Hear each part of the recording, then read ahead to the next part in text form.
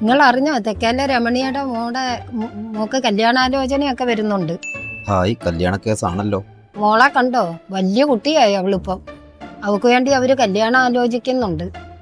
എന്റെ നമ്പരും എത്തിന്നാ തോന്നണത്. നാളെ നോക്കാൻ കൊടുത്തു. ജാതകമൊക്കെ ചേരുവെന്നാ പറയുന്നത്. ആ ജോത്സ്യം പറഞ്ഞത് ശരിയായല്ലോ. 35 വയസ്സ് വരെ കാത്തിരിക്കേണ്ടി വന്നല്ലോ. അങ്ങനെ ആയിരുന്നോ? അവര് നമ്മുടെ അടുത്തൊന്നും പറഞ്ഞില്ലല്ലോ. നമ്മുടെ സൈഡ് നല്ല പിള്ളേരൊക്കെ ഉണ്ടായിരുന്നല്ലോ. നമുക്ക് വേണമെങ്കിലൊന്ന് ആലോചിക്കാവത്. അച്ഛ എന്റെ കാര്യം തന്നെ എന്താ ഉദ്ദേശിക്കുന്നത്? എൻ്റെ അടുത്ത് അവര് പറഞ്ഞിരുന്ന് നേരത്തെ അച്ഛനോടൊന്ന് പറഞ്ഞുതരാം, എവിടെങ്കിലും നല്ല പയ്യന്മാരുണ്ടേ ഒന്ന് പറയണേന്ന്. എന്തിനാ വെറുതെ കഷ്ടപ്പെടുന്നത്? ഞാൻ ഇവിടെ ഉണ്ടല്ലോ. എന്നാ പിന്നെ അവർക്ക് നോക്കാം.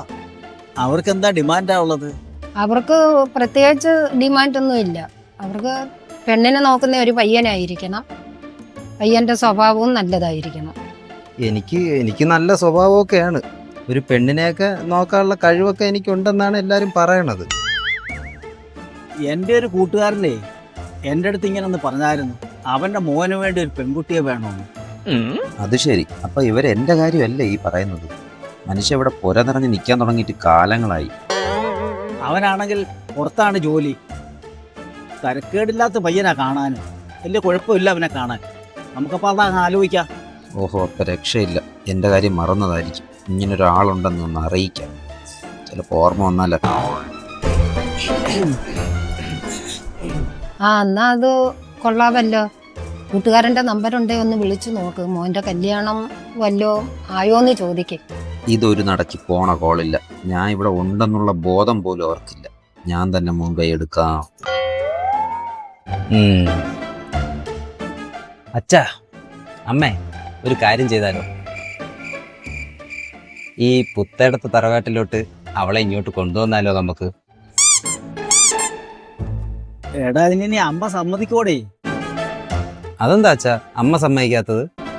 എടാ, ഞാനിനിയേ ഒന്നുകൂടെ കെട്ടണമെങ്കിൽ അമ്മയോട് സമ്മതിക്കണ്ടേ അത്?